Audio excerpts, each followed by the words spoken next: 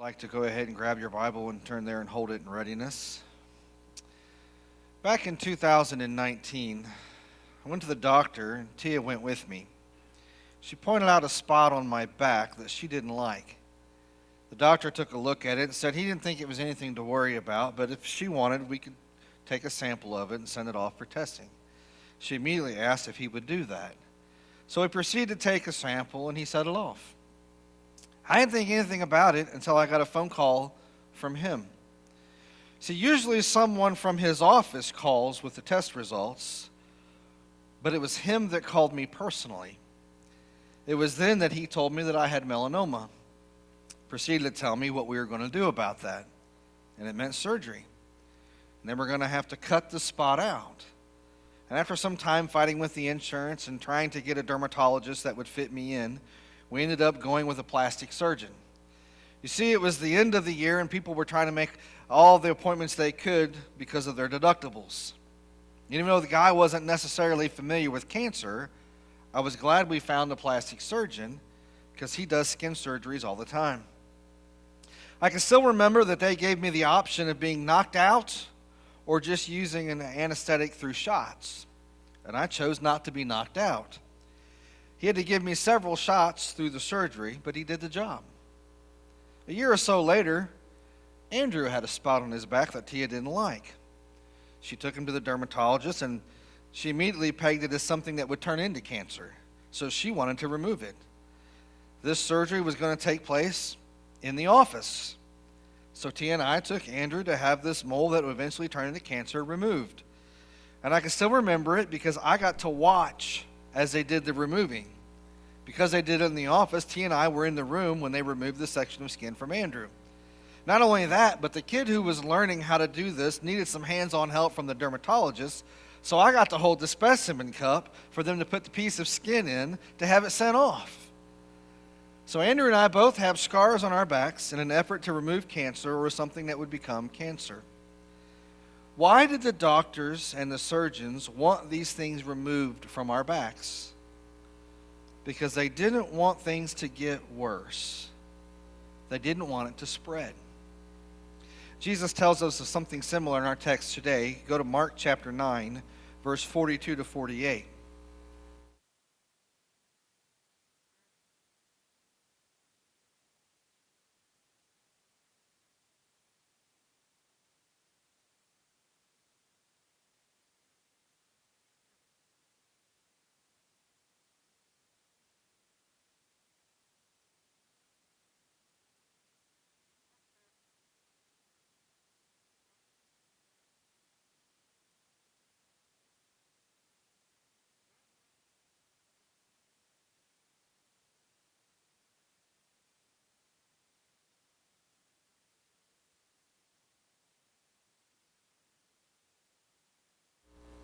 Now, before we just jump into this cutting of the body, let's first take a look at verse 42. In this verse, we see where Jesus talks about the little ones, people not causing them to sin. We must remember that Jesus used a little child as an example for the disciples. Back in verses 33 to 37, we see where the disciples apparently were arguing about who was the greatest when they were on the road to Capernaum. But when they got into the house, Jesus asked them what they were arguing about. Not a single disciple, not even Peter, told Jesus what they were arguing about. That they were arguing about who was the greatest in Jesus' kingdom. So Jesus took this as a teaching time. He stated that in order to be first in his kingdom, they must become last and the servant of all. Then he had a little child stand up in front of them and told them to welcome little children in his name. In so doing, when they did this, they would be welcoming Jesus himself. When we looked at this, we discovered that in Matthew, Jesus not only did this, but also told the disciples to become like the little child in Matthew 18. Jesus says they need to humble themselves in order to become like the little child. And what we discovered is that Jesus was not talking about only little children. Rather, he was pointing to their low position in society and was telling the disciples to welcome the lowly, to humble themselves to be lower than the lowest in society so that they might be able to serve them. Keeping this in mind when we look at our passage in Mark, when Jesus says not to cause the little children to sin, he's not only making a reference to little children, but also the lowly in society. And actually, it would be better if we didn't cause anyone to sin, but I think this is a reference to us using our positions in order to cause others to sin. The warning here is that it would be better if we were forcibly drowned than to do such a thing. You think of the desperation a person who is trapped underwater has, trying to get out, trying not to take a gulp of air, causing for them to fill their lungs with water. It is better to experience that than to cause one of these lowly in society to sin. Jesus not only talks about the sin that we can cause in other people's lives, he then turns to talk about the sin in our very own lives. Look at verse 43.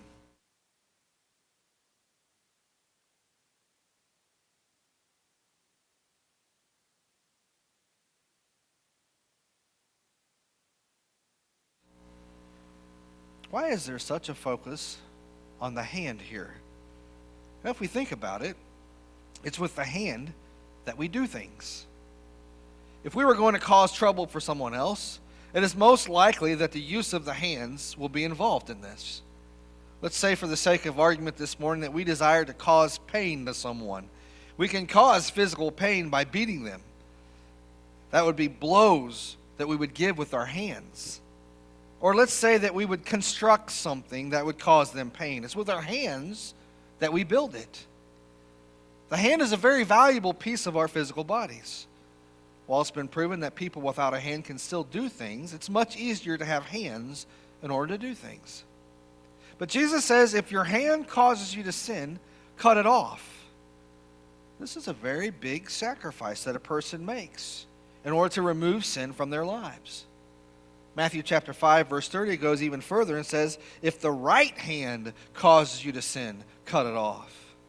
Now, the significance of the right hand has to do with their culture. Today, it makes no difference whether you are right-handed or left-handed. I know about 40, 50 years ago, some parents would go to great lengths to try to train their left-handed child to use their right hand, making it their dominant hand. However, today, it makes little difference. Back in Jesus' day, it made a huge difference because the left hand was considered the unclean hand. You would never offer a left hand to someone because that was considered an insult. To remove or cut off your right hand meant that you had to operate only with the left hand, which was considered unclean. So not only did you have a handicap by missing a hand, it also introduced a social issue as well. Some people may not want to take anything from your left hand, so you could lose business or not be able to buy what you needed. All of this is better than continuing to keep your right hand and it causing you to end up in hell. Now, with all that said, I do not believe that Jesus is talking about literally us removing our right hand. If he did, I believe we would have heard of someone cutting off their hand, which we never hear of in Scripture. Now, Jesus was using this figuratively to show us the lengths, the passion, and the sacrifice that we are to give in removing sin from our lives. The passion that is present cutting off your hand in order to eliminate sin is the passion that we are to have in removing sin from our lives. It is an effort to make sure that sin does not continue to grow in our lives. This means that we are not to be making excuses for the sins in our lives. We are not to be giving permission for the sins in our lives. No, we're to take drastic measures in order to remove the sins from our lives. It is interesting here that while Jesus speaks of hell, he gives us one of the biblical pictures of hell. He speaks of the fire that never goes out. It's a picture of you being burnt, but never being completely consumed by the fire. It's a constant burning, a constant pain. If the fire never goes out, then we're talking about an eternal fire that constantly brings pain. There is no relief from the fire that burns, yet never goes out. And it is your hand that causes you to sin that can usher your entire being for all eternity into such a place. Wouldn't you like to take the drastic measures to remove it? Jesus moves from talking about the hand that causes us to sin to another part of our body that causes us to sin in verse 45. If your foot causes you to sin, cut it off.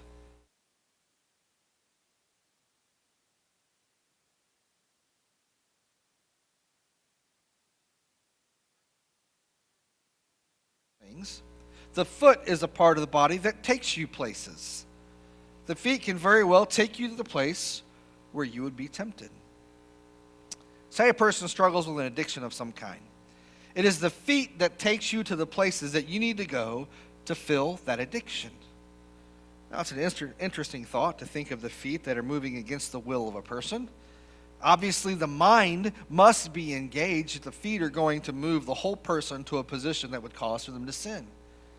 But it would look rather funny if a person was walking into danger the whole time saying they don't want to go where the feet are taking them. Obviously, Jesus never discusses the mind's interaction with the hand or the foot in these scenarios. The reason for this is, again, Jesus is using the removal of the hand or the foot figuratively. It shows us what great effort we are to go into removing sins from our lives. We don't want the sin to continue to grow into other areas of our lives, so we must remove it. And if Jesus meant for us to literally cut off our hand and our foot, why do we never see the disciples taking such drastic actions in their lives? It's because Jesus was figuratively speaking of putting forth such great effort and sacrifice in removing sins from our lives. It's important to do so because if we don't, our feet can lead us right into hell. It's here I would like to talk a little bit about this Greek word that is translated as hell. You see, in the Greek language, there are two words that we translate as hell in the English language. The first is the word Hades. And this is not the same word for hell that we think about. Hades is more the place of the dead, or rather the grave, where people go when they die. It's the same as Sheol in the Hebrew. It simply means that someone has died and they've gone to the grave. But this word that the Greek language here uses, that Jesus uses, is the word Gehenna. Gehenna used to be a place just outside of Jerusalem. It was a place that when you do the historical research, you will find that some horrible things were done in this place. Many people in worship of the gods of Chemosh and Molech, the gods of the Moabites and the Canaanites, would sacrifice their own children at this place. This place, Gehenna, became a place of blood, a dark place in the history of Israel. And over time, when Israel turned back to God, they determined that so much evil was done there that it was only fit to become a garbage dump. Now, understanding this same word is used in verse 43 when Jesus speaks of the fire that never goes out, these people would understand what he meant. The word Gehenna would focus them on the garbage dump that was just outside of Jerusalem, where the fire would always be smoldering, but it would never go out, because there was always enough garbage to keep fueling the fire. What Jesus is saying is that hell is like a garbage dump, and you'll be living in that garbage dump for all eternity, being constantly burned, but never burned up. The hand can cause us to sin. The foot can cause us to sin. And then Jesus speaks of a third part of our body that can cause for us to sin. Look at verse 47.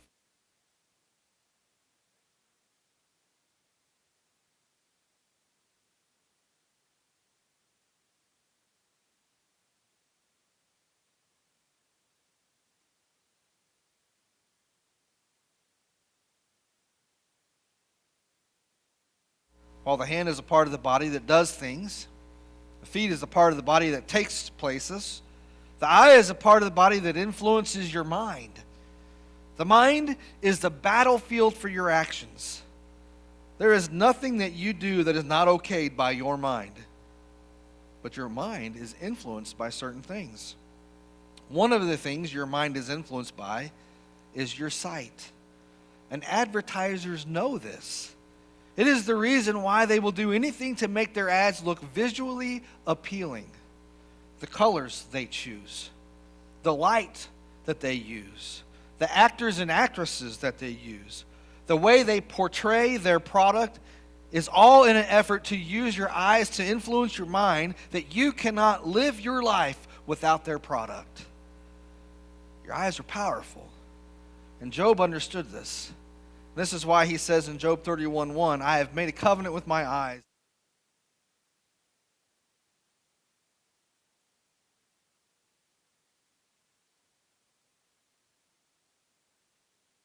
Not by giving him permission to sin. We would do well to look after our eyes. Your eyes are powerful. And Jesus understood this. This is why he said this in Matthew 6:22 and 23.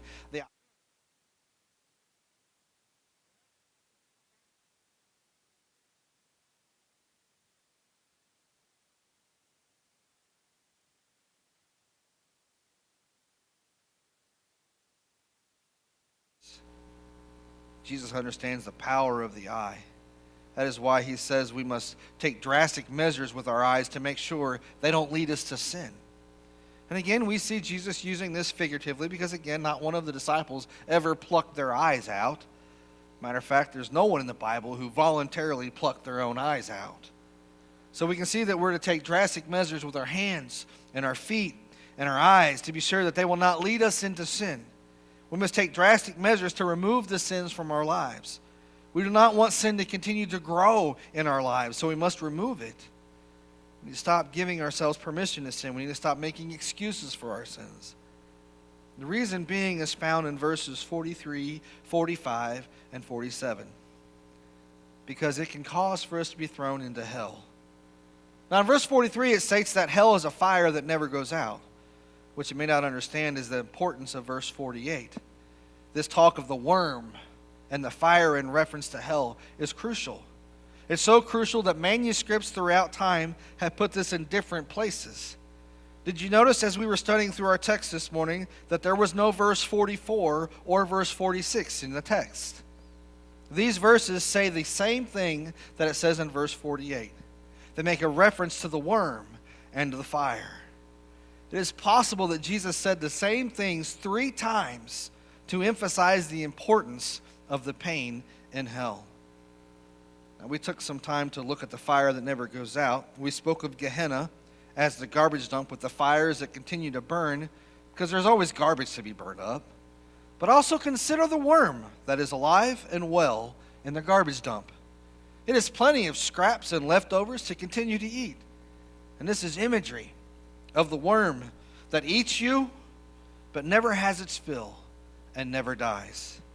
The pain is felt bite by bite. It's a biblical picture of what hell is like. Now this is a new year, the first Sunday of 2024. We're still in the time period that people are making resolutions, making goals for this year. There's nothing wrong with making goals and resolutions and things of that nature. It gives us a time to sort of realign ourselves with what's really important with our lives. But consider making a goal or resolution out of what we learned this morning. Consider your hands and how your hands can lead you to sin. Consider your feet and how your feet can lead you to sin. Consider your eyes and how your eyes can lead you to sin. And Jesus said, cut them off. Cut off the parts of your body that cause sin. And again, we know he's speaking figuratively here. But with the same effort, with the same sacrifice, with the same pain, we need to remove the sins from our lives. If we do not, Jesus says the sin could very well lead us right into hell, where the worm does not die and the fire is not quenched. Will you pray with me?